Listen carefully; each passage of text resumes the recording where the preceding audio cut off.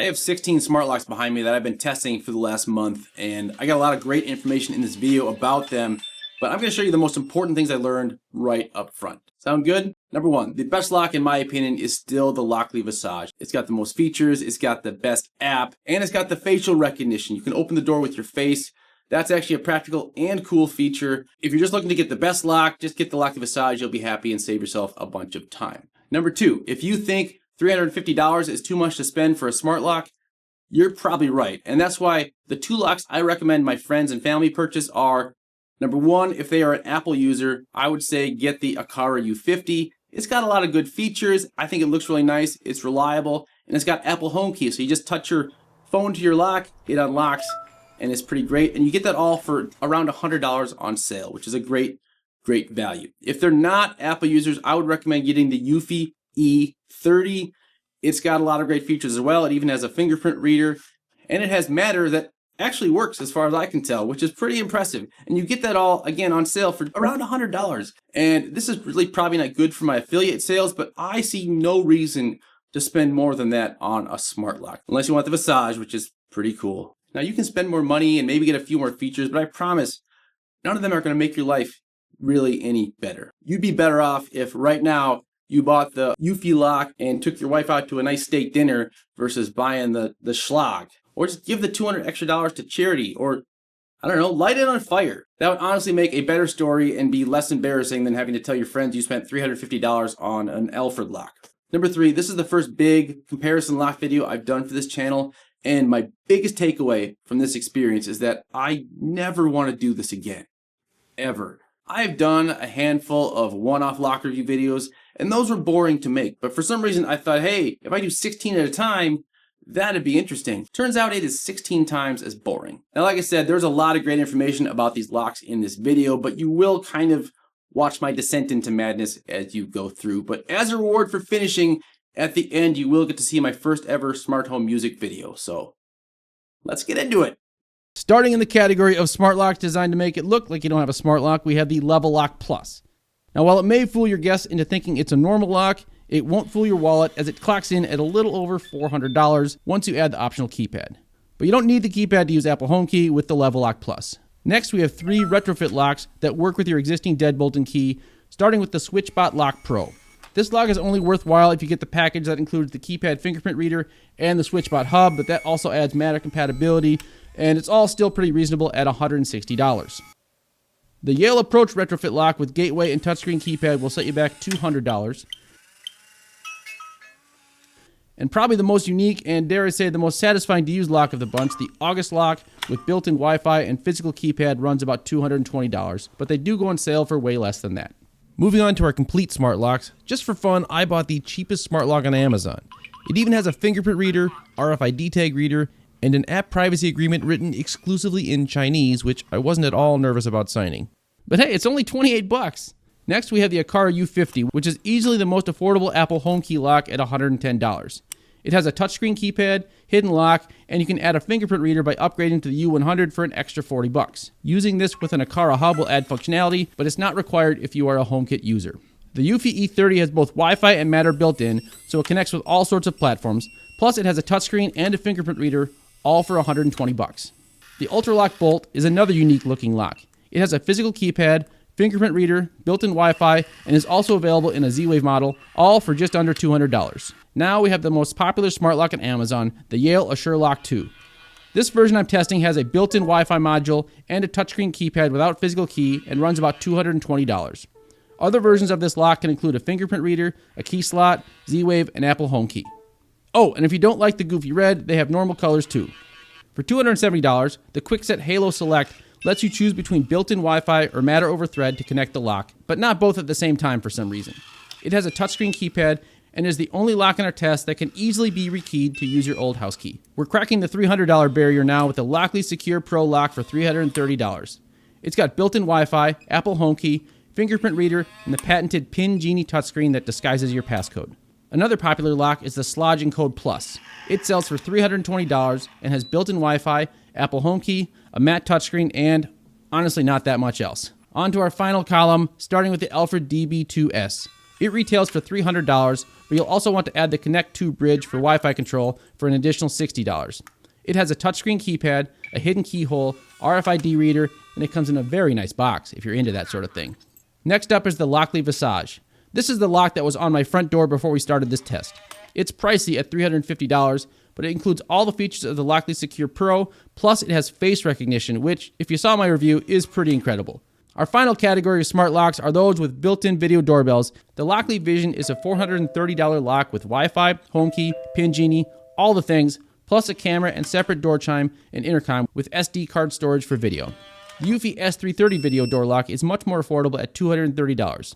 It also includes a separate door chime and intercom, but does not work with Apple Home. So there's our lineup. Let's get into the features, starting with keys. Now, honestly, I haven't used a key in my house for years, but for my parents' sake, all of these locks do have a key, except for the Yale Assure Lock 2, but you can get the lock as an option in the Yale lock. Obviously, the retrofit locks let you use your current house key, and a couple of the locks have hidden key slots, which I guess is kind of neat, and Ultralock leans into their unique look with a unique key. The Kwikset Halo also has their patented smart key that allows you to quickly rekey the lock to match the key of your choice. Moving on to keypads, they all have them. And because they all have Wi-Fi or Matter either included or using one of their bridges, they can all connect to their apps remotely, which allows you to change passcodes or give people permanent or temporary access no matter where you are using their app. Each of the apps for these locks do allow you to schedule access for passcodes, so they only work at certain times. I personally prefer the button-style keypads like the Ultralock because you're less likely to mishit a number than you are with a touchscreen, but all these touchscreens here are pretty decent. The Icaro is probably my favorite, just from the looks and feel of it. The only one that gave me a little bit of trouble occasionally was the Yale Approach. You just got to be a little more accurate hitting the numbers with your finger on that one. Now, the most interesting one is the Pin Genie touchscreen on the Lockley locks. It shuffles the numbers around so your fingerprints won't always fall in the same place. So someone won't be able to guess your code just by looking at the fingerprints on the screen. Now, a lot of these are matte screens. They don't really have that problem. The only one that really is leaving a lot of fingerprints is the Kwikset lock and the cheapo one up here. And speaking of fingerprints, that is a much more convenient way to open a door than using a touchscreen, in my opinion. And fortunately, about half these locks do have a fingerprint reader. Even the cheapo lock from China. Now, granted, that one was a little more finicky than the others, but it did work, and most of the readers nailed it on the first try every time. Unless you have wet fingers, and that'll cause a problem for any fingerprint reader, regardless of price. I've also heard that some fingerprint readers and touchscreens can have trouble in cold weather, but I set these outside for more than 2 hours in 10-degree temperatures, and they all work just fine. So I went outside in the cold for nothing. Next, if you want to keep an RFID card in your wallet or on your keychain to open door that way, you can use it to unlock the SwitchBot, Level Lock, Cheapo Lock, Aqara, Alfred, and all of the Lockley locks. It's fast and it works without fail, so it's a really good option if you haven't been sucked into the cult of Apple. But I have been sucked into the cult of Apple, so I love Apple Homekey, and I want a lock that I can just tap my phone or the Apple Watch that I don't have to open the door with the Apple Homekey. Now, this works on the Level Lock Plus, Aqara U50, Schlag and Code Plus, and all three of the Lockley locks. Lastly, I want to say that facial recognition is still the best way to unlock a door, and only the Lockley Visage has that. Sadly, the two video locks in this list do not have that ability despite having a video camera in front of them. So big bonus points to the Lockley Visage for that one. When it comes to special features, several of these locks offer door detection, and they can send you notifications when the door is left open, which is nice. But I found that only the Yale lock and the August lock door sensors could be used for automations outside of their own apps, which is kind of a bummer. Also, some of these door sensors are just butt ugly. I love that the Yale ones can be hidden in the door frame, and while the Lockley sensor is probably the cheapest looking of them all, the Vision lock includes a sensor that is built into the deadbolt itself, so it is completely hidden. Batteries are a big deal with smart locks, and especially Wi-Fi locks, because that can really burn through batteries quickly. Most of these locks use AA batteries, which are pretty easy to change, and I would highly recommend getting some rechargeable batteries, because you're going to be swapping them out every 6 months to a year, depending on how much use the motor gets. The Level Lock Plus gets a little bit worse battery life than the others because it only has a single battery and is kind of a weird type, so stock up on the CR2s. The Lockleys, Alfred, and Eufy S330 have their own lithium-ion rechargeable batteries, which is really the way to go with these. Lockley actually includes 2 of these batteries with each lock, so you always have power even when you're recharging. Unfortunately, the Alfred and Eufy only have 1 battery, so you're left in the dark for a few hours while that's recharging. Also, the Alfred is the only lock of the bunch that actually has a screw-on battery cover, which is just annoying and unnecessary. Of course, the biggest drain on a battery is the motor, and I'm happy to say that locks have come a long way in the last few years as far as making them quieter. I'll play all the sounds here so you can decide for yourself, but honestly, none of them are that bad.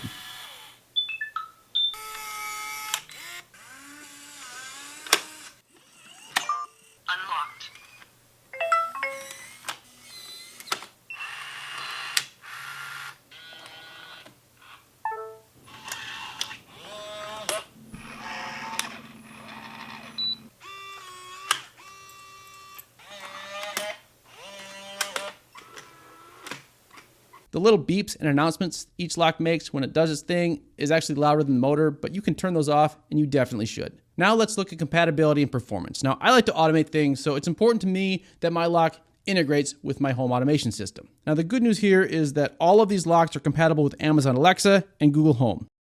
For Apple Home users, you'll want to stay away from the Yale Approach, the Cheapo lock, the Alfred, and the Eufy S330 because those are not HomeKit compatible. When it comes to integrating with dedicated smart home hubs, things get a little more dicey. Now, because they're all compatible with Amazon Alexa and Google Assistant, you can, using virtual devices and things, hack your way into compatibility with a lot of these hubs. But as far as native integrations go, SmartThings has the most. Home Assistant has 6 integrations, but can also integrate directly with any HomeKit device if you don't also want to use it in HomeKit, so that adds some potential right there. The Homey Pro actually has a decent number of official integrations from the bigger lock brands too, which is nice. But if you have a Habitat Elevation, that's a big fat donut from them as far as official integrations go with these locks. Now, saying something is compatible is one thing, but how do they actually perform?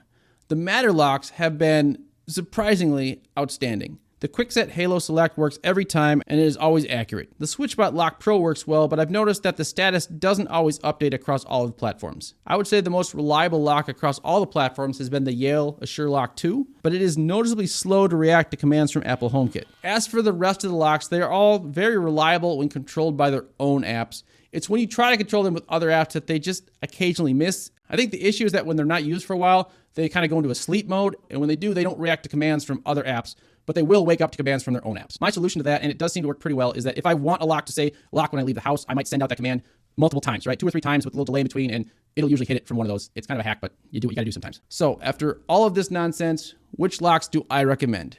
Let's start with the most secure. Honestly, I don't put a whole lot of stock into this. I mean, even if I had a perfectly unbreakable lock, they could just break a window if they want to and get in. But if security is your main criteria, the Lockly offers the most secure tech with its pin genie technology and overall stronger, beefier metal construction. The Alfred lock is also quite solidly built, so that's not a bad choice either. Actually, now that I think about it, you know what the most secure lock of all these is? It's this cheapo lock right here. Because the deadbolt in this thing is so poorly constructed that it broke within 2 weeks of me actually installing it in a door while it was in the locked position. Finally get it off, I had to take the door off its hinges. So you are not gonna beat that level of security, nor do you want to. So let's move on to best value. The best value lock on this list is easily the Aqara U50. With this, you get an Apple HomeKey lock for under $100. Gonna beat that.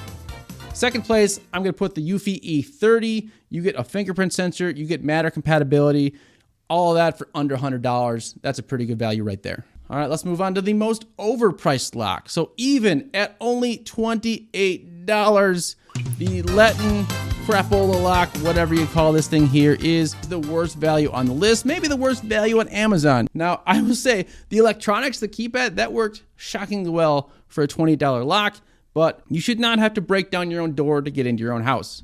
In second place for worst value is the Alfred lock at $350. It just doesn't do as much as a $350 lock should. And in third place for worst value is the Schlag lock, $300, and it doesn't even have a fingerprint reader. You can do better than this. I'm going to give a dishonorable mention to the Level Lock Plus, $400 to make it look like it's not a smart lock. That's a dumb waste of your money. And also to the Lockly Secure Pro. For $329, it does have a lot more features than the Schlag or the Alfred, but for $20 more, you can have the Lockly Visage, so that's just kind of a no-brainer in my book. Best app.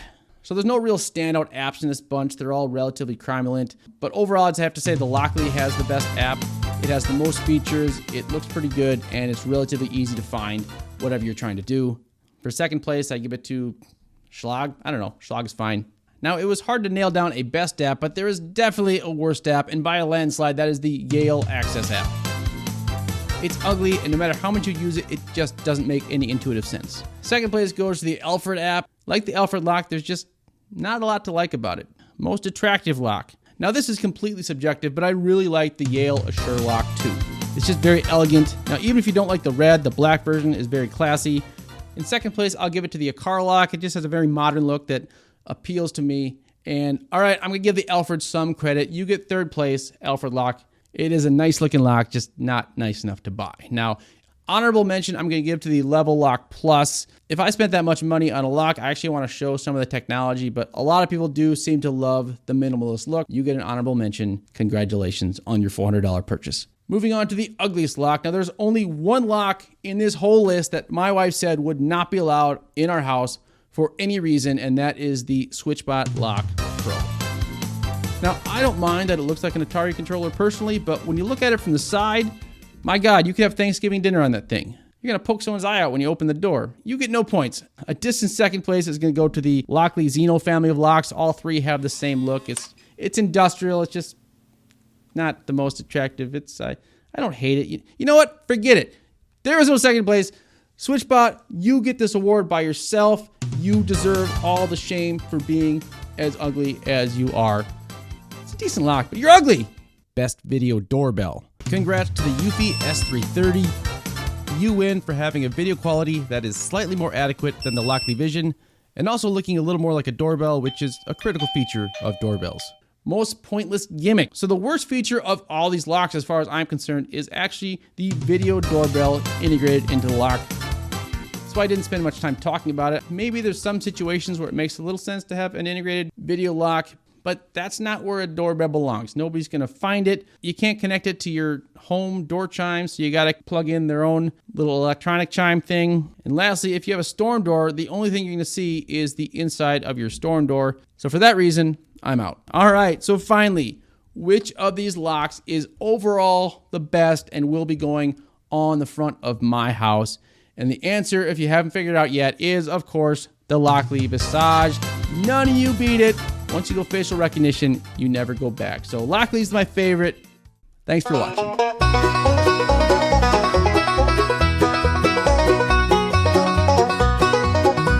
It started with a simple plan, a curious review. 16 locks upon my door, each one fresh and new. Different brands, different claims, the latest, greatest tech. But as the days kept dragging on, they blurred into a spec. First one said it's lightning fast, took a minute just to sync. Second one had millet but felt like brittle zinc. Third one's app was feature-packed, it crashed at every turn. By the time I hit the fourth, I had nothing left to learn. 16 locks, all the same. 1,000 settings, different names. Some had touch screens, some had keys, all unlocked so easily. What have I done? Where did I go wrong? This was supposed to be fun, but it's gone on too long.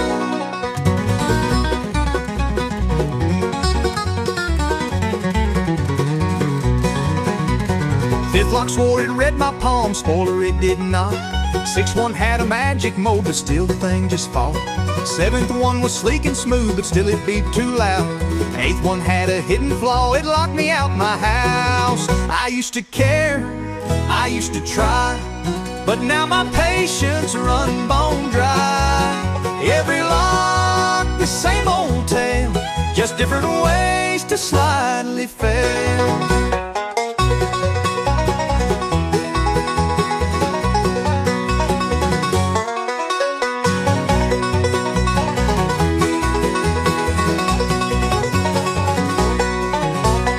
Darteth one, 10th one down the list, my eyes were growing dim. By number 12, I couldn't tell where one lock stopped, next begin. By 15, I had lost the will to test or even think. And when I reached the final one, I just stood and stared and blinked. 16 locks, all the same. 1,000 settings, different names. Some had touch screens, some had keys, all unlocked so easily. What have I done? Where did I go wrong? This was supposed to be fun, but it's gone on too long. Now my door is full of holes, my soul is full of doubt. 16 locks have drained my mind, I wish I'd sat this out. Maybe next time I'll review chairs or something with more flair, because 16 locks have taught me well, I just don't really care.